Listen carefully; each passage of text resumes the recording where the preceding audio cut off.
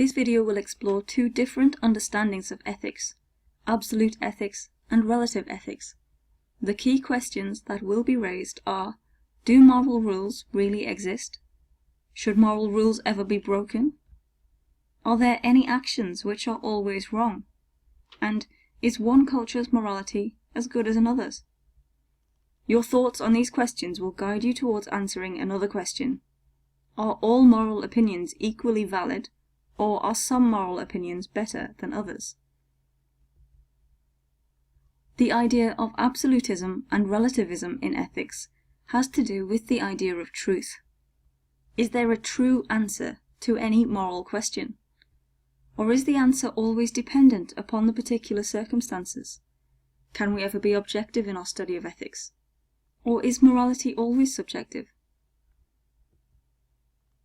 To say that some things are always right and some things always wrong for all times and for all people is called absolutism. An ethical absolute is a moral standard that is true in all times, places, and situations. Absolutism is the belief that there is an objective point of view in ethics, that actions are not right and wrong from one person's point of view, but because they just are. Therefore, there is a moral way to live and an immoral way to live. In absolutism, right and wrong cannot change. There are moral rules because some things are intrinsically right or wrong. If you believe absolutism to be ethically true, then what is wrong for you is wrong for every other person in the world.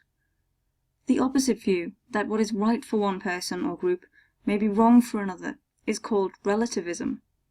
In this understanding, there is no objective truth, and what is right or wrong depends upon the perspective of the individual.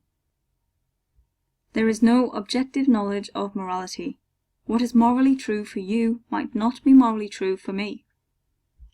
We will now explore the work of the key thinkers on your screen. Ancient Greek philosopher Plato was an ethical absolutist. He thought that goodness and justice are moral absolutes that exist in some ways beyond our perception of the world. These forms are fixed. They exist in another world, a world of forms and ideas, which are the true reality. What we see is merely a shadow of this truth. Pause this video and read or watch Plato's analogy of the cave. Back to this world of forms. Imagine you listen to a piece of music. Let's say you call that music beautiful. Can you think of 5 things other than music that you might also call beautiful?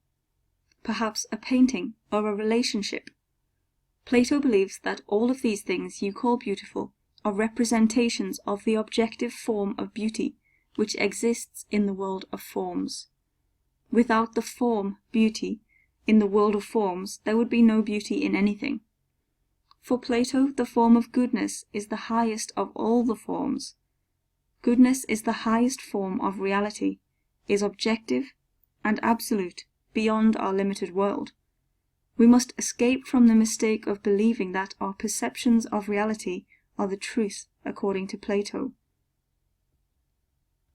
Plato's pupil, the Greek philosopher Aristotle, is thought to be more relativistic than Plato. He did not believe in universal forms, but believed that there are general rules which we learn by experience. However, as the range of situations is infinite, no rule will apply to all. He believed we should seek a midway position between extremes. Therefore, we should not be rash or cowardly in our actions, but should choose a midway or courageous position.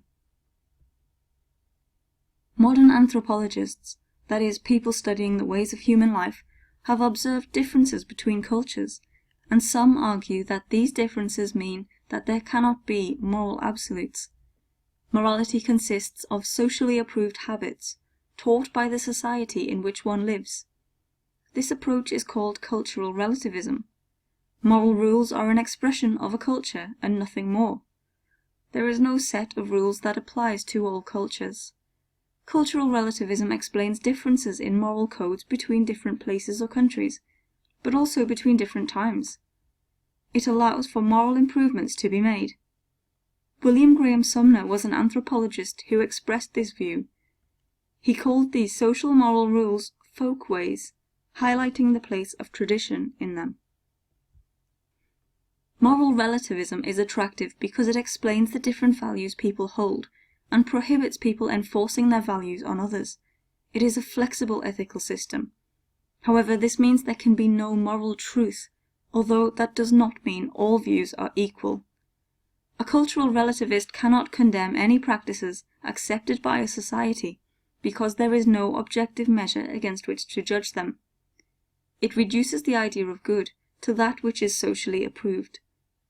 Absolutism, on the other hand, gives clear guidelines about right and wrong, allowing for judgment. However, its weakness is that it cannot take into account the situation. It can also seem intolerant of cultural diversity.